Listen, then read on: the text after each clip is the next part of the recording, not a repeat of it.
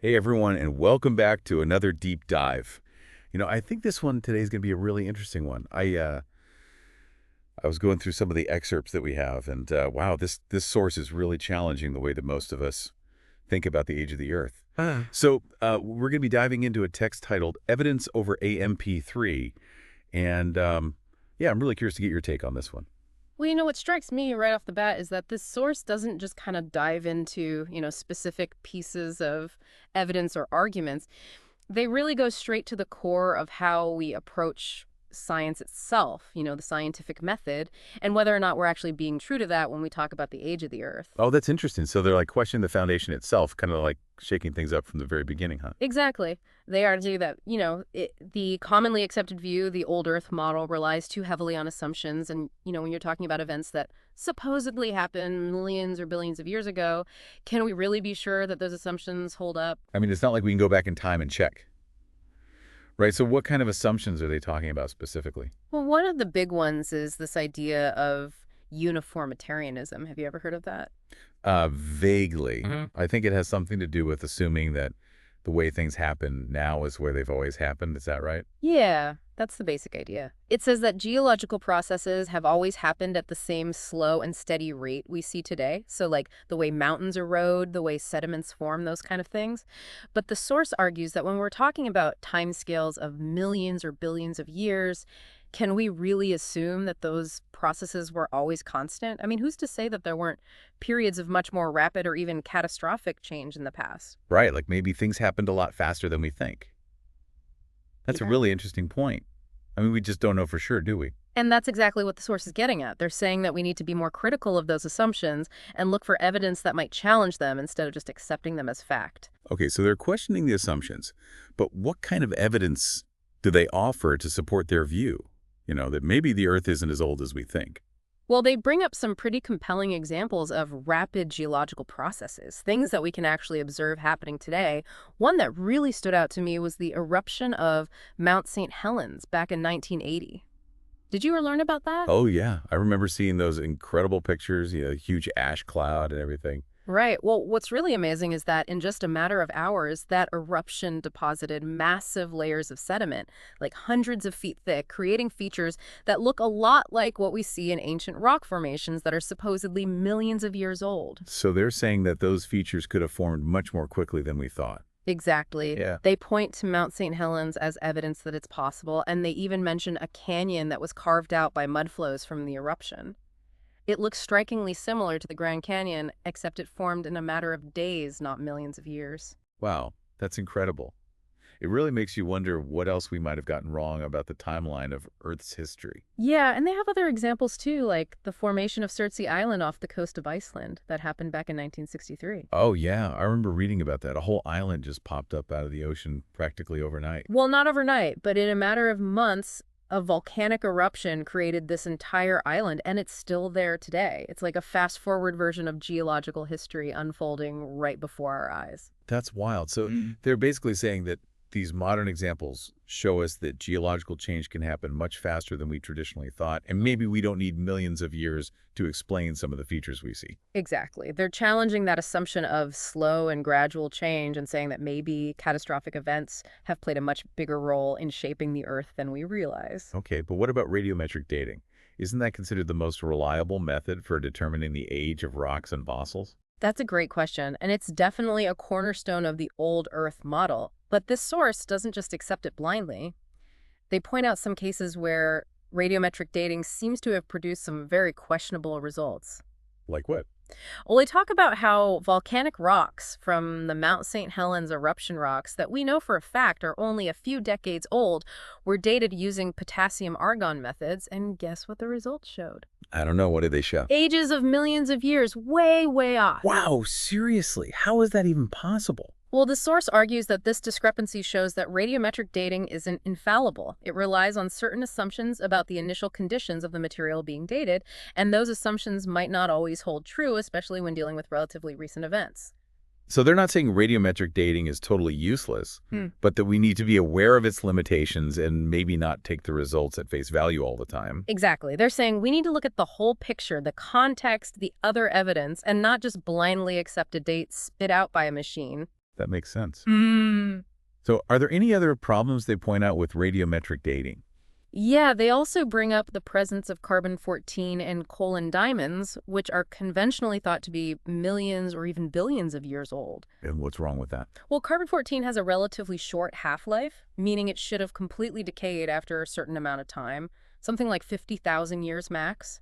So finding it in materials that are supposedly much older than that raises some serious Yeah, like questions. how did it get there if it should have decayed long ago? Exactly. It's another piece of the puzzle that doesn't quite fit with the conventional timeline, and it's something that the source uses to support their argument for a younger Earth. This is really making me rethink some things. I've always just kind of accepted the idea that the Earth is billions of years old, but now I'm starting to see that there might be more to the story. And we've only just scratched the surface. There's a whole other line of evidence that we haven't even touched on yet, the fossil record, which the source uses to further support their argument for a young Earth model. But we'll have to save that for another deep dive. Oh man, I can't wait to hear what they have to say about that. This is getting really good. You know what's really fascinating to me is that this source goes beyond just the scientific evidence.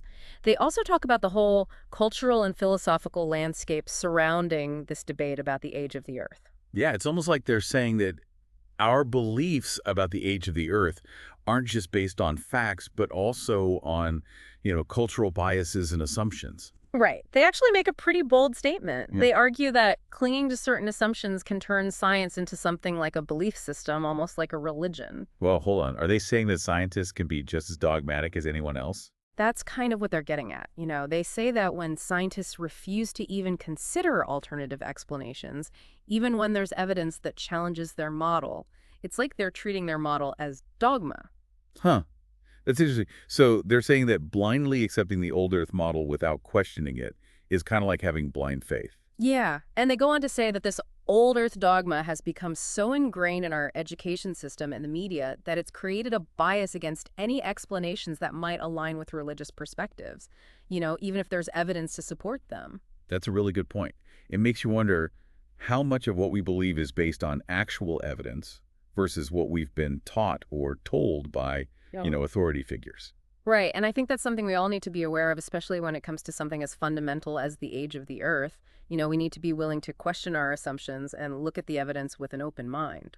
So let's talk about religion a bit more directly, since it seems like the source is open to considering religious perspectives on this issue. They definitely don't shy away from it. In fact, they even bring up the biblical account of a global flood and how it might actually align with some of the scientific evidence we've been discussing. Really? So they're saying that the flood wasn't just some myth, but an actual historical event that could explain some of the geological features we see today. Exactly. They talk about things like those massive fossil graveyards we were discussing earlier, as well as those huge layers of sediment that cover vast areas of the Earth. They argue that these things could be evidence of a catastrophic flood event. So they're suggesting that the scientific evidence and the biblical narrative might actually be telling the same story. Yeah, and I know that might sound controversial to some people, but I think it's important to remember that the source is just presenting a different perspective, one that maybe hasn't been given as much attention in mainstream science. Okay, but if the evidence does align with the biblical narrative, at least according to this source, why do you think so many people reject religion, particularly when it comes to explaining the origins of the Earth? Well, the source has an interesting take on that. They attribute this rejection to a deep-seated cultural bias against religion.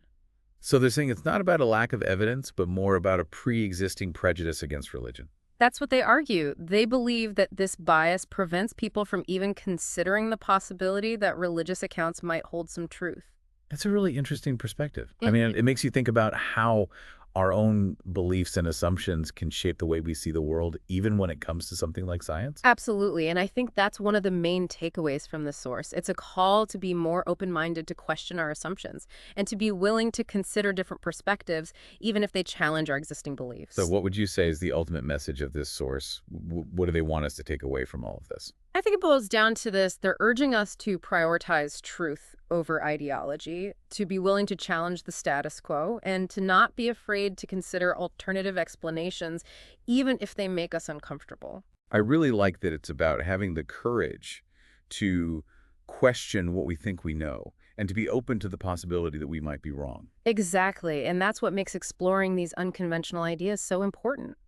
It forces us to step outside of our comfort zones and really examine our beliefs. Well said. So we've talked a lot about the scientific and cultural aspects of this debate, but I know the source also delves into some pretty interesting theological ideas as well. Yeah, they bring up some really thought-provoking points about the concept of deception and how it might relate to the rejection of religion. I'm really curious to unpack that a bit further. Okay, so we're back and ready to wrap up our deep dive into the age of the Earth. And, we've been talking about this source that really challenges conventional thinking on this topic. And one thing that stuck with me is how they talk about deception, like this idea that people have been deceived about the true age of the Earth. Yeah, that's a really strong word, isn't it? And it's not something you see thrown around a lot, especially in scientific discussions, so it definitely makes you stop and think. It does. I mean, what do they even mean by deception? Like, who's doing the deceiving and how? Well, they argue that by portraying science and religion as inherently incompatible, people have been led to reject the biblical account of creation without even considering the evidence. So it's like they've been conditioned to think that faith and reason can't coexist. Exactly. The source argues that this conflict between science and religion is artificial, a kind of false dichotomy that's been created and perpetuated to make people choose one over the other.